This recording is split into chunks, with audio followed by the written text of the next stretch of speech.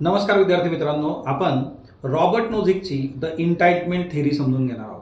आता ही थेरी जी आहे John रॉलच्या resource डिस्ट्रीब्युशनला oppose करणारी किंवा त्याच्या विरोधातली आहे. म्हणजेच रॉबर्ट नोझिकचं म्हणणं आहे की आपल्याला समाजामधली जी इनइक्वॅलिटी आहे त्याच्याकरता रिसोर्सेस जे आहेत ते डिस्ट्रीब्यूट करायचे नाहीत. याच्याकरता त्यांनी द थेरी ऑफ इंटाइटमेंट सांगितली. बघा, हिच्यामध्ये जे आहे 3 महत्त्वाच्या बाबी आहेत: justice in acquisition, justice in transfer आणि रेक्टिफिकेशन ऑफ जस्टिस. आता सगळ्यात पहिला मुद्दा जो आहे की justice in acquisition. Justice in acquisition म्हणजे काय की सर्वप्रथम लोकांनी एखादी प्रॉपर्टी ओन कशी केली. म्हणजे फॉर एक्झाम्पल नॅचरल रिसोर्सेस आहेत ते त्यांच्या मालकीचे कसे झाले.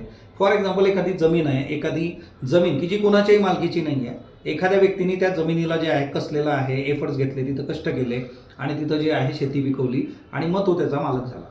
सो हे जे आहे की जस्टिस इन ॲक्विजिशन म्हणजे कुणाच्याही मालकीची नसणारी जमीन असू दे, नॅचरल रिसोर्सेस असू दे, ते स्वतः जे आहे एफर्ट करून कष्ट करून त्यांनी जे आहे स्वतःकडे घेणे.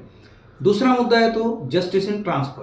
जस्टिस इन ट्रान्सफर म्हणजे काय की उद्या त्याला जर एखाद्या व्यक्तीला त्याच्या मालकीची वस्तू जी आहे ती जर विकायची असेल तर ती व्हॉलंटरीली त्यांनी विकली पाहिजे, किंवा जी व्यक्ती विकत घेते आणि जी व्यक्ती विकते आहे, किंवा एखादी वस्तू जी आहे म्हणजे फॉर एक्झाम्पल आता जर आपण असा विचार केला की ही जी आहे स्पॉटलाइट अकॅडमीची एक प्रॉपर्टी आहे, ही प्रॉपर्टी जी आहे आपल्याला कुणाला तरी द्यायची आहे किंवा विकायची आहे, तर त्या केसमध्ये आपण जे विकतोय तर ते आपण स्वेच्छेने विकतोय आणि समोरचा पण जो आहे की आपल्या टर्म्स अँड कंडिशनवर विकत घेतोय, असं ते असलं पाहिजे. यालाच म्हटलं गेलं जस्टिस इन ट्रान्सफर.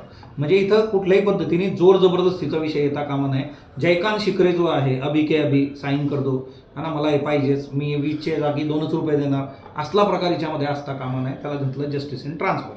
तिसरं जे आहे रेक्टिफिकेशन ऑफ जस्टिसचे आहे. म्हणजे काय की जर एखादी प्रॉपर्टी कुणाकडे असेल, म्हणजे फॉर एक्झाम्पल ही प्रॉपर्टी जी आहे स्पॉटलाइट अकॅडमीकडे आहे, तर ही प्रॉपर्टी जी आहे चुकीच्या पद्धतीने आलेली आहे का हे बघणं. बऱ्याचदा काय होतं, एखादी प्रॉपर्टी जी आहे एखादी व्यक्ती फ्रॉड करून, चोरी करून किंवा एखाद्याला फसवून जे आहे ते मिळवू शकतं. आणि मग अशा सिच्युएशनमध्ये आपण जे आहे तो न्याय केला पाहिजे की जे चुकलेलं आहे ते बरोबर करणं, रेक्टिफिकेशन ऑफ जस्टिस आता त्याला म्हटलं जातं. बघा, सो या 3 कन्सेप्ट आहेत.